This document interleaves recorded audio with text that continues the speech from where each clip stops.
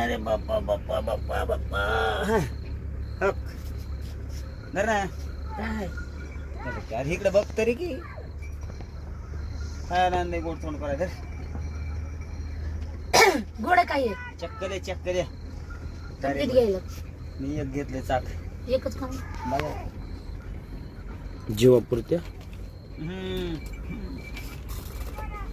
हो